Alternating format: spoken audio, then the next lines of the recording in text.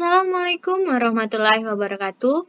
Perkenalkan, saya Suci Ramadhani. Saya adalah mahasiswa pendidikan matematika dari Universitas Negeri Padang. Pada kesempatan kali ini, saya akan mempresentasikan proposal penelitian saya untuk memenuhi tugas akhir metode penelitian pendidikan dan pengajaran matematika dengan Bapak Yerizod MSI.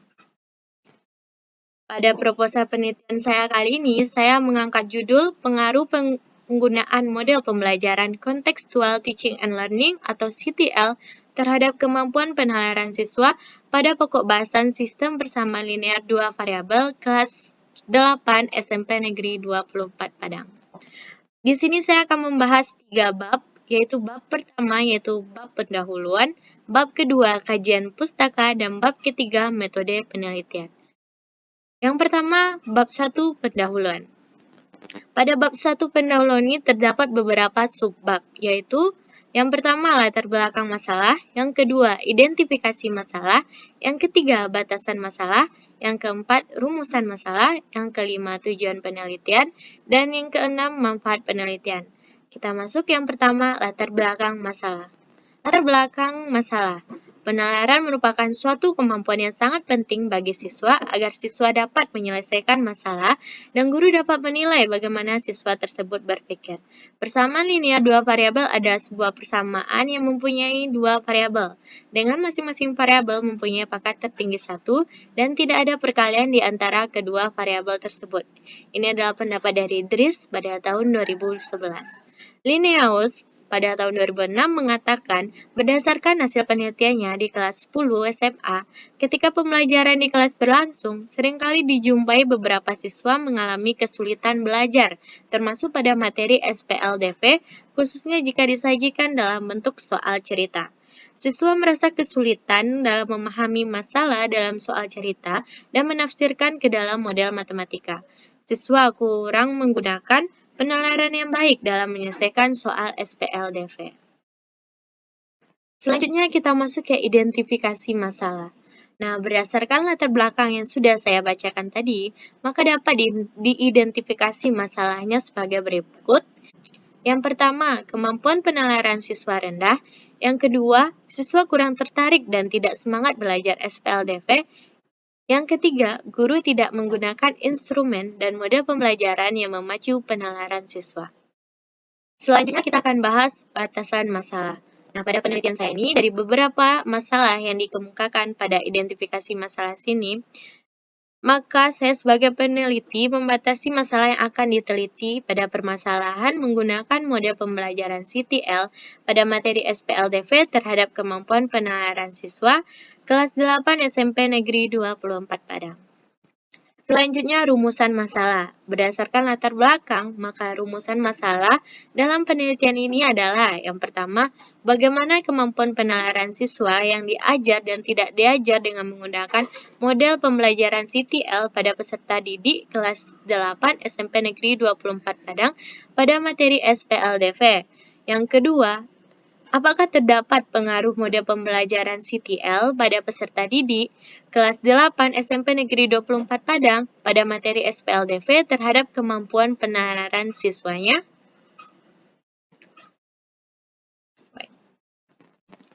Selanjutnya, tujuan penelitian. Nah, tujuan penelitian. Tujuan yang akan dicapai dengan penelitian ini adalah sebagai berikut. Yang pertama, mengetahui bagaimana kemampuan penalaran siswa yang diajar dan tidak diajar dengan menggunakan model pembelajaran CTL pada peserta didik kelas 8 SMP Negeri 24 Padang pada materi SPLDV. Tujuan yang kedua, mengetahui pengaruh model pembelajaran CTL pada peserta didik kelas 8 SMP Negeri 24 Padang pada materi SPLDV terhadap kemampuan penalaran siswa. Selanjutnya, manfaat penelitian.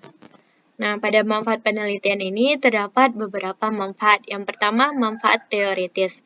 Hasil penelitian dengan metode pembelajaran CTL mampu memberikan dukungan terhadap meningkatkan kemampuan penalaran peserta didik, khususnya pemahaman konsep SPLDV. Selanjutnya, manfaat praktis. Manfaat praktis ini dibagi pada beberapa subjek. Yang pertama bagi siswa, yang kedua bagi guru di sekolah, yang ketiga bagi pihak sekolah, dan yang keempat bagi peneliti. Bagi siswa, mampu untuk meningkatkan kemampuan penalaran peserta didik, sedangkan bagi guru di sekolah, guru dapat mengetahui salah satu model pembelajaran untuk meningkatkan kemampuan penalaran peserta didik. Sedangkan bagi pihak sekolah, membantu melancarkan proses pembelajaran sesuai tujuan pembelajaran yang ditetapkan. Sedangkan bagi saya, peneliti sendiri memberikan pengalaman dan pengetahuan yang baru untuk peneliti dalam melakukan intervensi. Kita sudah membahas bab 1 pendahuluan, selanjutnya akan kita bahas bab 2 kajian pustaka.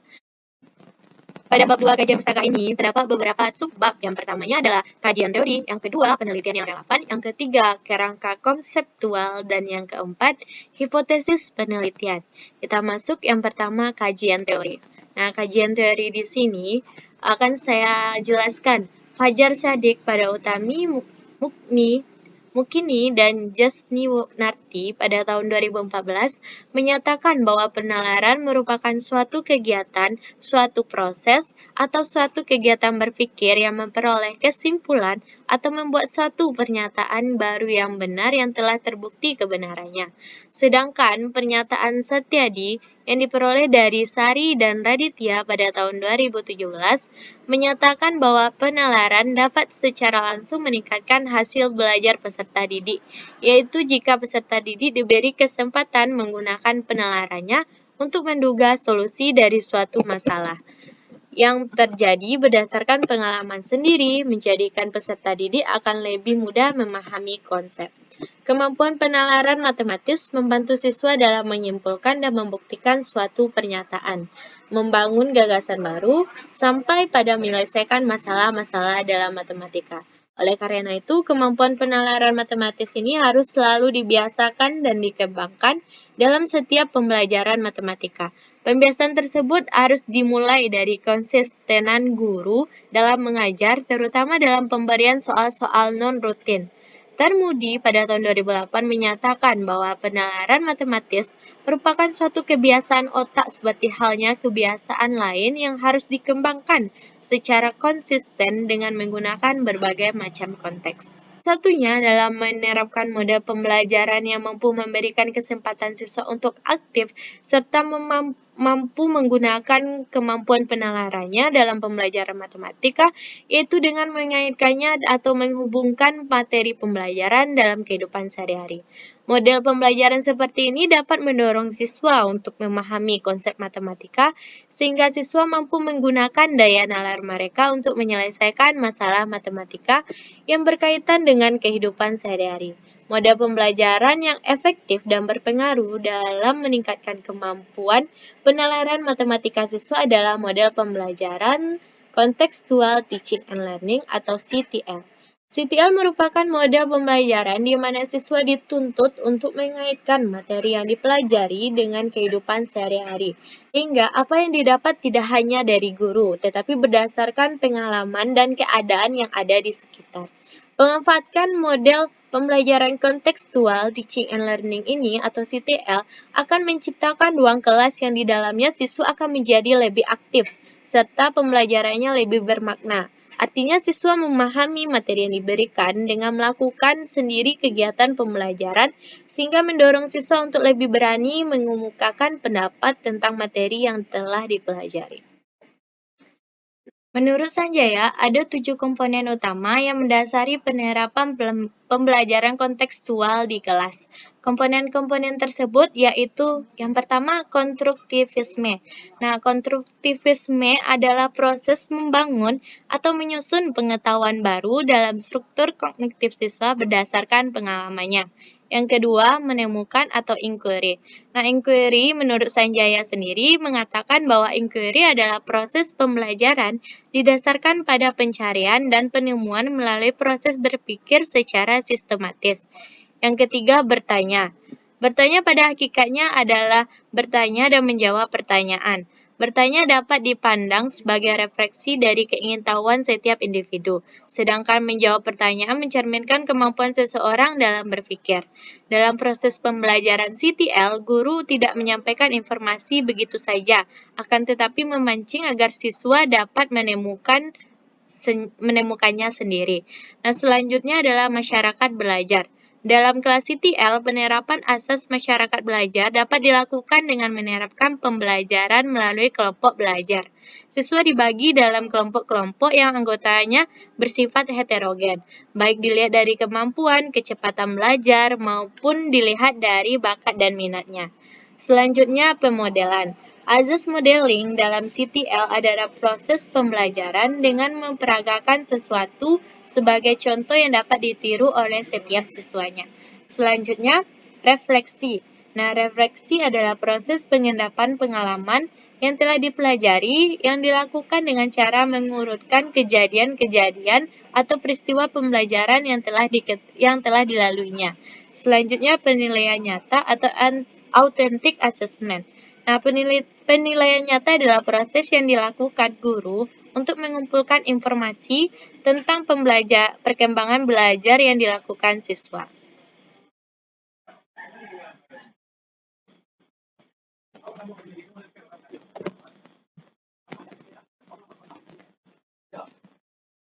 Selanjutnya adalah penelitian yang relevan.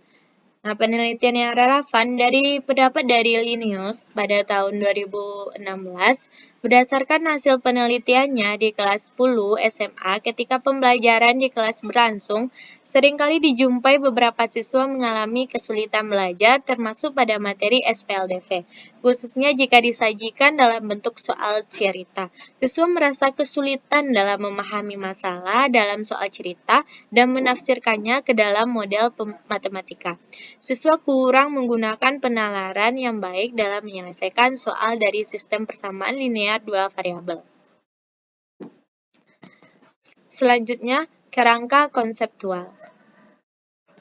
Nah, ini adalah kerangka konseptual dari penelitian saya. Nah, proses pembelajaran SPLDV dengan mode pembelajaran kontekstual teaching and Learning atau CTL untuk menguji penalaran siswa di SMP Negeri 24 Padang. Di sini terbagi atas dua kelas. Yang pertama itu kelas eksperimen.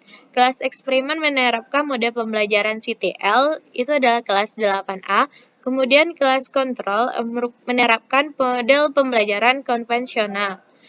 Itu adalah kelas 8B. Maka dianalisis sehingga didapatkan hasilnya kemampuan penalaran siswa yang mengikuti mode pembelajaran kontekstual teaching and learning atau CTL lebih tinggi daripada siswa yang menggunakan mode pembelajaran konvensional. Hipotesis penelitian. Nah, hipotesis penelitian, kemampuan penalaran siswa yang mengikuti mode pembelajaran kontekstual, teaching and learning atau CTL, lebih tinggi daripada siswa yang menggunakan mode pembelajaran konvensional. Selanjutnya, kita akan bahas bab 3, metode penelitian. Nah, pada metode penelitian ini terdapat beberapa subbab. Yang pertama, jenis penelitian. Yang kedua, lokasi dan waktu penelitian. Yang ketiga, populasi dan sampel penelitian. Yang keempat, variabel penelitian. Yang kelima, instrumen penelitian. Yang keenam, metode dan pengumpulan data. Yang ketujuh, teknik analisis data. Nah, kita masuk pada jenis penelitian. Jenis penelitian. Jenis penelitian ini adalah penelitian eksperimen dengan menggunakan metode kuasi eksperimen. Menurut Sugiano, pada tahun 2016, metode penelitian eksperimen merupakan metode penelitian yang digunakan untuk mencari pengaruh pada sesuatu yang diberi perlakuan yang lain dalam kondisi yang dapat dikendalikan. Dalam penelitian eksperimen ini, peneliti juga harus membagi objek dan subjek yang diteliti menjadi dua grup, yaitu grup treatment atau yang memperoleh perlakuan dan grup yang tidak memperoleh perlakuan atau disebut grup kontrol. Nah, kuasi eksperimen menggunakan seluruh subjek dalam kelompok belajar dan diberi perlakuan atau treatment, bukan menggunakan subjek yang diambil secara acak. Pada penelitian ini, peneliti menggunakan Perlakuan mode pembelajaran kontekstual teaching and learning atau CTL untuk mencari pengaruh terhadap kemampuan penalaran siswa pada pokok bahasan sistem persamaan linear dua variabel di kelas 8 SMP Negeri 24 Padang. Desain penelitian yang digunakan oleh peneliti adalah Protest on the Control Group Designs. Sanjaya menyatakan desain ini dilakukan untuk melihat perbedaan hasil kemampuan penalaran antara kelompok eksperimen kelas yang diberi perlakuan dan kelompok kontrol sebagai kelas yang tidak diberi perlakuan. Selanjutnya lokasi dan waktu penelitian. Nah, peneliti di sini melakukan penelitian di SMP Negeri 24 Padang yang beralamat Jalan Bypass, Lubuk Begalung, Padang, Sumatera Barat. Penelitian ini dilakukan pada semester 2 tahun ajaran 2021-2020 di kelas 8 SMP Negeri 24 Padang. Selanjutnya, populasi dan sampel penelitian. Pada populasi dan sampel penelitian ini terbagi atas dua, populasi dan sampelnya. Nah, populasi sendiri adalah keseluruhan subjek yang ada dalam satu ruang lingkup atau waktu yang menjadi objek penelitian. Adapun yang menjadi populasi dalam penelitian ini adalah seluruh siswa kelas 8 di SMP Negeri 24 Padang tahun pelajaran 2021-2022 yang terbagi menjadi 8 kelas, yaitu kelas 8A, 8B, 8C, 8D, 8E, 8F, 8G, dan 8A. Nah, sampelnya dalam penelitian ini terdiri dari beberapa kelompok berupa kelas-kelas yang terdiri dari 8 kelas. Cara untuk memilih sampel kelas eksperimen dan kelas kontrol yaitu terlebih dahulu peneliti menuliskan nama-nama kelas pada kertas kecil, kemudian mengambil sampel dilakukan dengan cara mengundi. Pilihan pertama yang keluar peneliti pilih sebagai kelas eksperimen, sedangkan pilihan kedua yang keluar maka peneliti jadikan sebagai kelas kontrol. Selanjutnya, variabel penelitian. Nah, variabel penelitian sendiri terdiri atas variabel bebas dan variabel terikat. Nah, variabel bebas dalam penelitian ini adalah model pembelajaran kontekstual teaching and learning atau CTL. Sedangkan variabel terikatnya dalam penelitian ini yaitu kemampuan penalaran peserta didik kelas 8 pada mata pembelajaran sistem persamaan linear dua variabel. Selanjutnya, instrumen penelitian. Nah, instrumen penelitian yang digunakan adalah soal penalaran berbentuk uraian, silabus, RPP, dan juga lembar aktivitas siswa. Instrumen soal kemampuan penalaran sebelum diberikan kepada kelas atau siswa, maka terlebih dahulu diuji atau dicobakan untuk menentukan valid, reliabilitas, daya pembeda, dan tingkat kesukaran soal. Selanjutnya, metode pengumpulan data. Nah, di sini peneliti menggunakan beberapa metode pengumpulan data. Yang pertama, metode tes. Yang kedua, metode observasi. Yang ketiga, metode wawancara. Dan yang keempat adalah metode dokumentasi. Metode tes, menurut Suharsimi Adikunto, tes adalah serentetan pertanyaan atau latihan serta alat lain yang digunakan untuk mengukur keterampilan, pengetahuan intelijensi, kemampuan atau bakat yang dimiliki oleh seorang individu ataupun kelompok. Nah, selanjutnya metode observasi. Observasi ini disebut juga dengan pengamatan.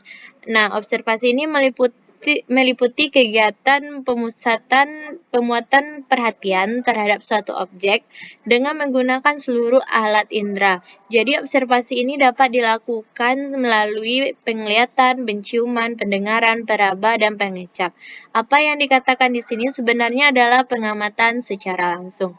Di dalam artian penelitian observasi dapat dilakukan dengan tes, kuesioner, rekaman gambar, dan rekaman suara.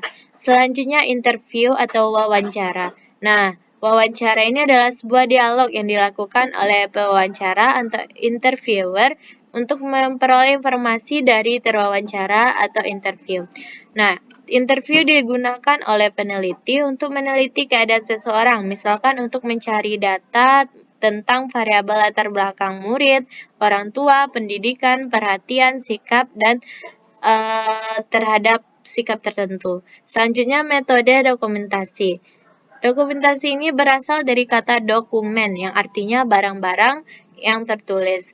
Di dalam melaksanakan metode dokumentasi ini, peneliti menyelidiki benda-benda tertulis seperti buku-buku, majalah, dokumen, peraturan-peraturan, notulen rapat, dan catatan harian.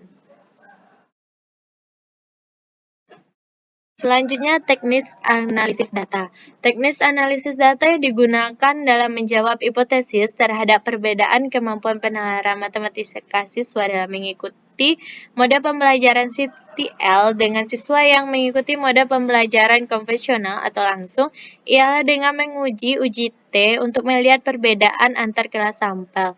Namun, sebelum melakukan uji T, data hasil kemampuan penalaran tersebut diuji uji normalitas dengan menggunakan uji chi-square dan uji homogenitas, menggunakan standar deviasi dan rata-rata masing-masing kelas sampel untuk menunjukkan adanya perbedaan antara kedua sampel setelah diberikan perlakuan. Selanjutnya akan diuji T. Apabila T hitung lebih besar dari T tabel, maka AHO ditolak dan AH diterima. Sekian presentasi dari saya. Jika ada pertanyaan, silakan tanyakan di kolom komentar. Saya akhiri, wabillahi taufiq wal hidayah. Wassalamualaikum warahmatullahi wabarakatuh.